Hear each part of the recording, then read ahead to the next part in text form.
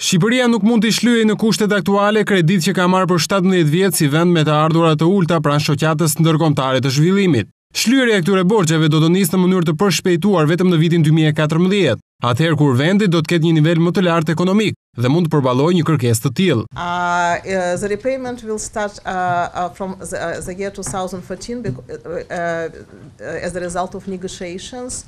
Kjo shlyerje të fillojë në vitin 2014, por faktin që të mos fillonte një shlyerje menjëhershme në këtë periudhë, domethënë ose më saktë menjëherë mbas krizës, dhe presupozohet që në vitin 2014 Shqipëria do të jetë një stat të ndryshëm të zhvillimi, ndërkohë që për sa i takon shumës, kjo së pari është e varet nga vitet dhe ndërkohë ato janë të gjitha opsionet që janë të zgjedhura me shumë kujdes, domethënë në kuadrin e bashkëpunimit ndërmjet bankës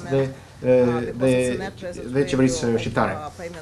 Dhe shuma gjithmonë nuk do të jetë një shumë e ndihshme. E pyetur nga mediat për amnistin fiskale nismën e fundit të qeverisë shqiptare, zëdhënësia e Bankës Botërore në Tiranë ka deklaruar se kjo nismë duhet të shoqërohet me masa, me qëllim që të mos kultivohet tek bizneset dhe qytetarët kultura e mospagimit të detyrimeve.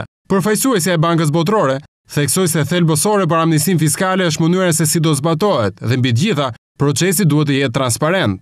On fiscal amnesty, this is a topic of today. E rëndësishme që qoftë procesi i zbatimit, qoftë procesi i përjashtimeve nga amnestia të bëhet në mënyrë transparente, të bëhet në mënyrë të pamshme dhe të bëhet në mënyrë të pavarur. Zbatimi i amnestisë është që të minimizojë rrezikun moral e shpjeguar, do thotë domethënë që jo të krijojë ndoshta atë atmosferën të idenë, domethënë që shiko, unë shkel ligjin, unë nuk paguaj dhe pastaj më vonë del një amnesti. Përfaqësuesja e Bankës Botërore ka bërë të ditur gjithashtu se Banka Botërore shtoi fondin e ndihmës për Shqipërinë nga 275 në 300 milion dollar. Fondi është parashikuar për sigurinë e digave dhe heceve në Shkodër. Banka Botërore ka deklaruar se Shqipëria është një vend me të ardhura mesatare dhe lidhur me këtë çështje, vlerësim ka marrë edhe sistemi elektronik i prokurimeve.